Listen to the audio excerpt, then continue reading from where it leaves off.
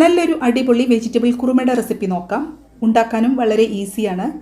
കുതിർത്തെടുത്ത green peas, potato, carrot, ഉപ്പ് പാകത്തിന് വെള്ളം ഒഴിച്ച് 4 വിസിൽ വരുന്നവരെ മീഡിയം ഫ്ലെയിമിൽ വേവിച്ച് ഓഫ് ചെയ്ത് വയ്ക്കുക.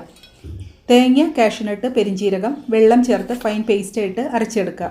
വെളിച്ചെണ്ണ ചൂടാക്കി ഫ്രഷായിട്ട് ചതച്ചെടുത്ത ഇഞ്ചി, വെളുത്തുള്ളി ചേർത്ത് ഒന്ന് മൂത്ത് വരുമ്പോൾ സ്ലൈസ് ചെയ്ത സവാള, പച്ചമുളക്, കറിവേപ്പില ചേർത്ത് നന്നായി വഴന്നതിന് ശേഷം മഞ്ഞൾപ്പൊടി, കുരുമുളക് പൊടി ഇട്ട് ഒന്ന് മൂത്ത് വരുമ്പോൾ വേവിച്ച് വെച്ച് വെജിറ്റബിൾസ് ചേർത്ത് കൊടുക്കാം.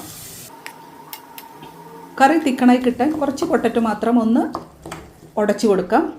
ഇനി അരച്ച് വെച്ചിരിക്കുന്ന തേങ്ങയുടെ മിക്സും ഗ്രേവി അഡ്ജസ്റ്റ് ചെയ്യാൻ കുറച്ച് തിളച്ച വെള്ളവും ചേർത്ത് ഉപ്പ് കുറവുണ്ടെങ്കിൽ ഉപ്പ് ചേർത്ത് കൊടുക്കുക. ഒന്ന് തിളച്ച് വരുമ്പോൾ ഗരം മസാലപ്പൊടിയും കറിവേപ്പിലയും 1 ടീസ്പൂൺ വെളിച്ചെണ്ണയും കൂടെ ഒഴിച്ച് ഗ്യാസ് ഓഫ് ചെയ്ത് അടച്ചു വെച്ച് 10 മിനിറ്റിന് ശേഷം സെർവ് ചെയ്യാം.